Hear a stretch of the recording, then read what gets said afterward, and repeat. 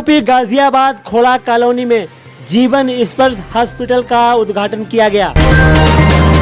यहाँ की डॉक्टर सितारा ने हॉस्पिटल की सुविधाओं के बारे में बताया। उन्होंने कहा, जिस तरह से महंगाई बढ़ रही है और स्वास्थ्य सेवाएं महंगी हो गई हैं, ऐसे में जीवन स्पर्श हॉस्पिटल अभी कम खर्चों में स्वास्थ्य सेवाएं मुहैया करवा रही है।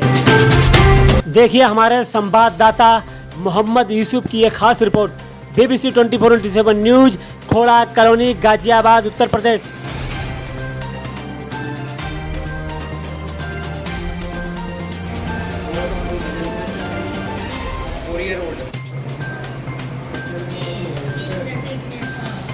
जी, अपना नाम बताएं और आज आपने हॉस्पिटल का उद्घाटन किया है, किस उद्देश्य से यहाँ पर खोड़ा में इस हॉस्पिटल का उद्घाटन किया गया?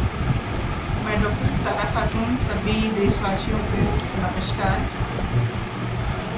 यहाँ मेरा हॉस्पिटल का जीवन स्पर्श हॉस्पिटल का जो उद्घाटन है आज, और इसका जो उद्देश्य है वो गरीब मरीजों का कम पैसों में अच्छी सुविधाएं देने का उद्देश्य है।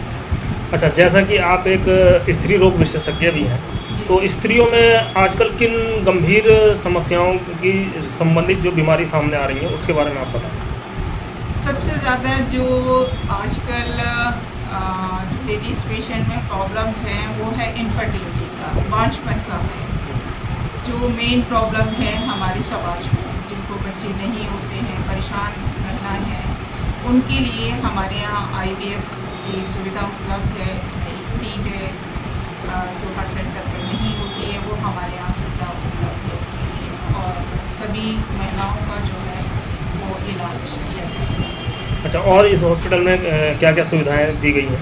इस हॉस्पिटल में मल्टी स्पेशलिटी हॉस्पिटल है, ICU है, सर्जरी है, NICU है, सर्जरी है, गायनिकोलॉजी है, पीडियाट्रिशियन है। यहाँ पर सारी सुविधाओं के साथ इस हॉस्पिटल का। मेरा नाम डॉक्टर GK पांडे है। मैं IVF स्पेशलिस्ट हूँ। इस हॉस्पिटल से मैं काफ़ी टाइम से एसोसिएटेड हूँ। आज इस हॉस्पिटल में भी इस ब्रांच का हमने उद्घाटन किया है। यहाँ पे हम जो मरीज़ देखते हैं उनमें बेसिकली प्रॉब्लम जो है वो बांझपन की है। बांझपन में भी काफ़ी समस्याएं आ रही हैं। प्राचीन काल में स्त्री को ही दोष दिया जाता था, लेकिन आज के समय में ऐसा नहीं है। आज के समय में स्त्री और पुरुष दोनों इस चीज़ के लिए जिम्मेदार हैं।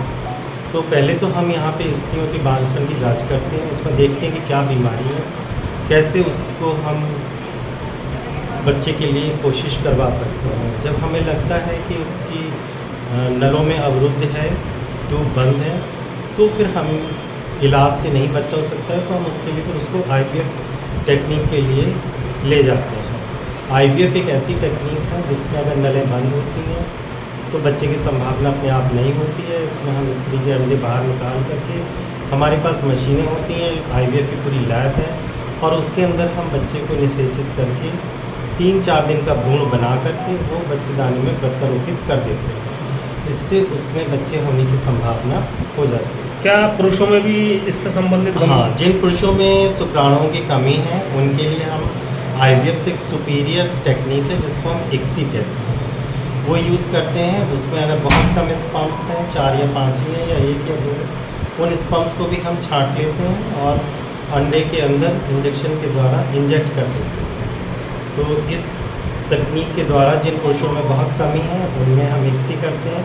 ICSI से भी एक सुपीरियर टेक्निक है, IMSI है, जिसमें हमें ये भी पता चल जाता है कि ये जो शुक्राणु है जिससे हम इंजेक्ट करेंगे जिसको, उसकी क्वालिटी अच्छी है या नहीं।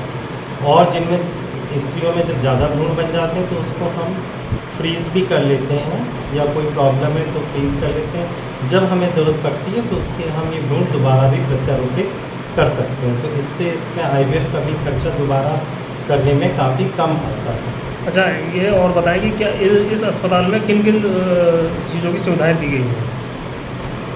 ये अस्पताल एक मल्टी स्पेशलिटी अस्पताल खोला गया है। इसमें सारे विभाग हैं, जैसे कि ICU है, IPD है, मॉड्यूलर पैथोलॉजी लैब है, कंप्यूटराइज्ड लैब है, एक्सरे हैं, अल्ट्रासाउंड हैं, सारी फैसिलिटीज़ हैं।